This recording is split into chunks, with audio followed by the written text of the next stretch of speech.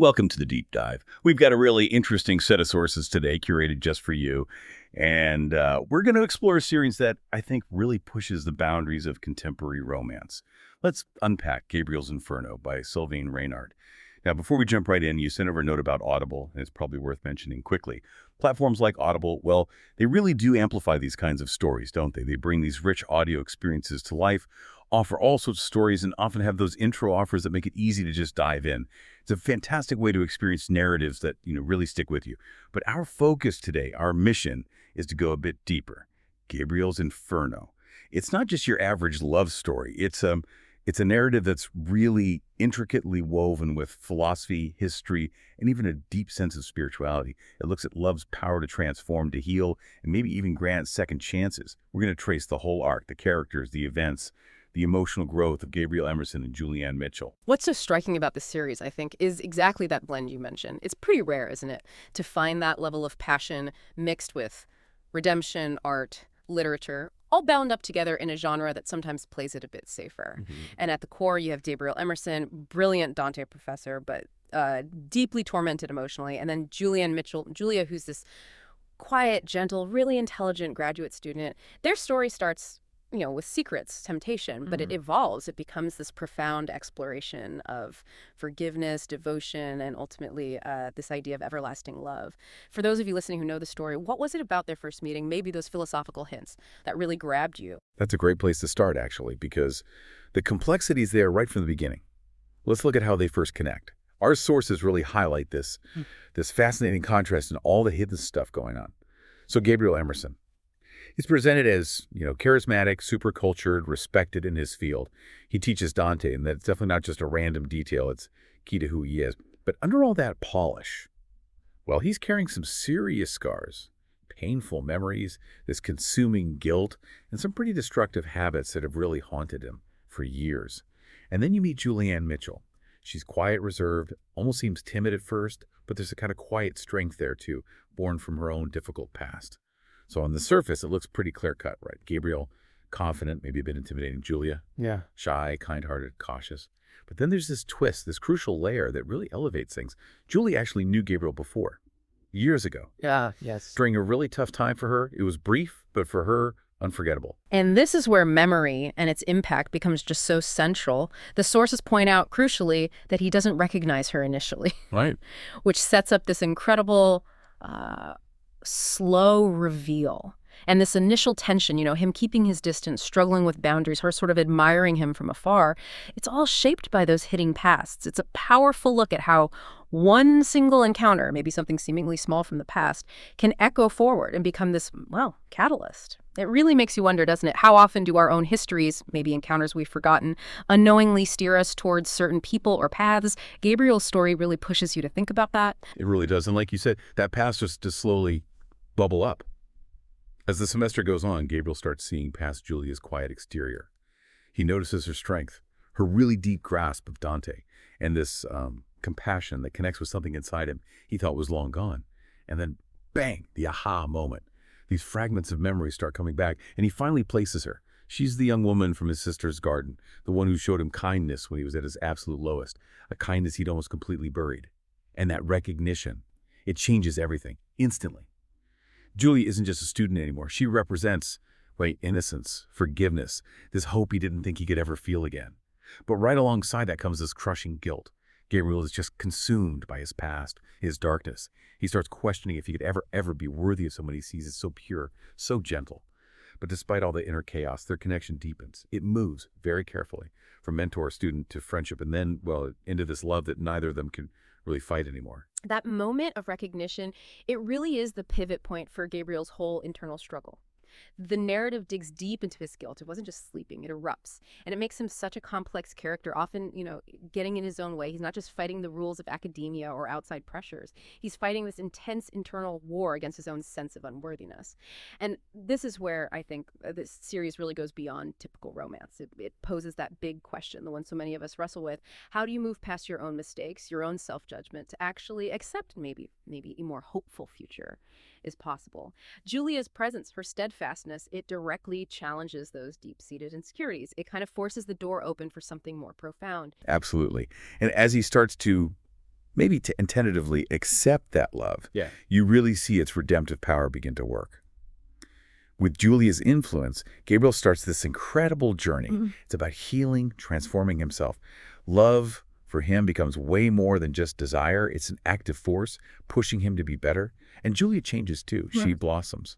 That initially timid young woman grows into someone confident, strong, really anchored by Gabriel's belief in her. And this is where Dante's Divine Comedy becomes so central. It stops being just, the subject he teaches. It becomes this symbolic map for their whole journey. Julia isn't just the love interest. She effectively becomes his Beatrice, his guide, leading him through his own personal Inferno and Purgatorio towards hope, towards Paradiso. It's a really deliberate and powerful literary parallel. But as the story shows so clearly, redemption isn't easy. It's not a switch you flip. No. Gabriel's past keeps rearing its head.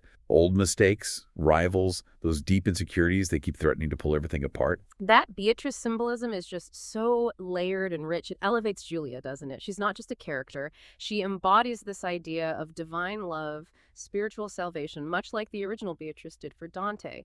And what's really compelling, I think, is how the series shows that love isn't passive. It's not just about feeling good. It's this active, ongoing work of healing and growth.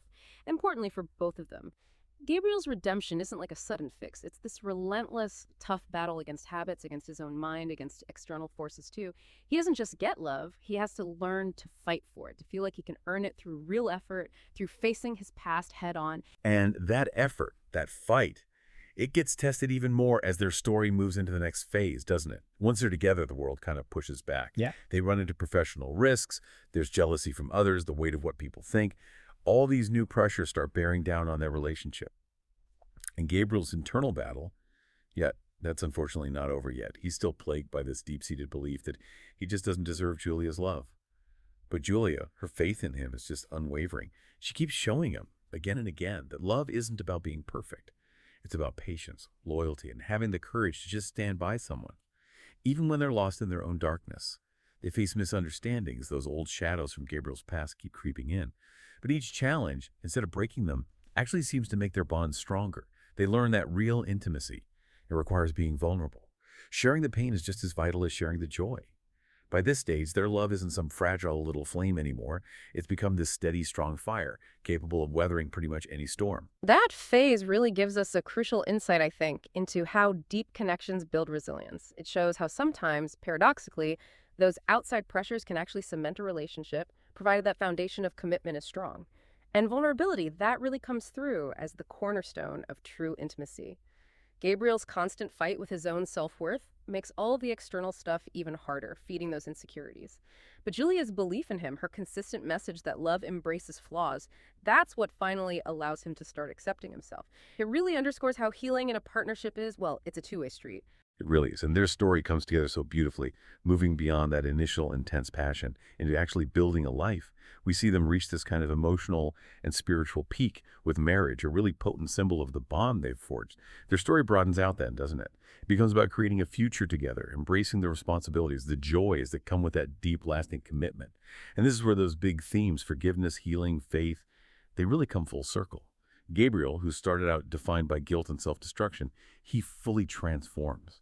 He becomes his partner devoted to love, to family, to hope. And Julia, who started out shy, hesitant, she just blooms into this confident woman, standing right beside him as his equal, intellectually and emotionally.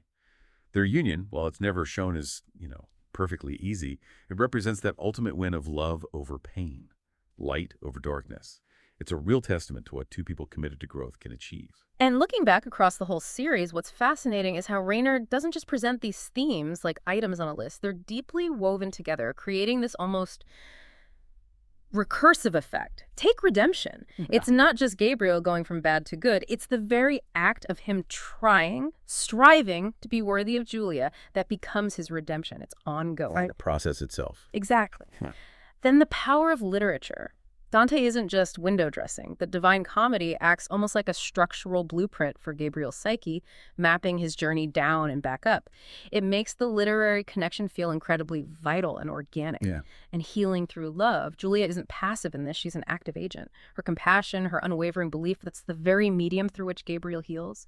And finally, that battle between past and future, it's always there, this constant, almost visceral struggle for both of them.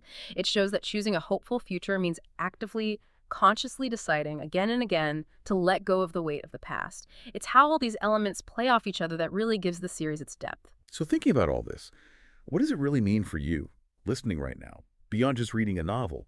These aren't just plot points in a romance. They're deeply human experiences, right? That struggle for redemption, the search for meaning in art or connection, the power of love to actually change us, the challenge of dealing with our own pasts. These are all bits and pieces of our own stories, too. This series just takes those huge ideas and makes them feel incredibly personal through Gabriel and Julia. In the end, Gabriel's Inferno is so much more than just a love story. It really is this compelling meditation on art, on forgiveness, and on our amazing human ability to change. It blends intense romance with real philosophical thought, raw passion with spirituality, deep intimacy with genuine redemption. The series leaves you with this powerful takeaway, that love isn't only about desire, it's a force that can actually rebuild broken souls, turn mistakes into wisdom, and create this incredible legacy of hope. And perhaps the most profound truth that shines through it all is this idea that really no one is beyond a redemption when love and forgiveness are allowed into the heart. So, considering Gabriel and Julia's incredibly challenging path, here's a thought to leave you with. How might embracing radical forgiveness, maybe not just for other people, but especially for ourselves, how might that not only heal old wounds, but potentially open up completely new horizons for our own stories? Much like Dante, finding his own way through the circles of his divine comedy. Something to think about.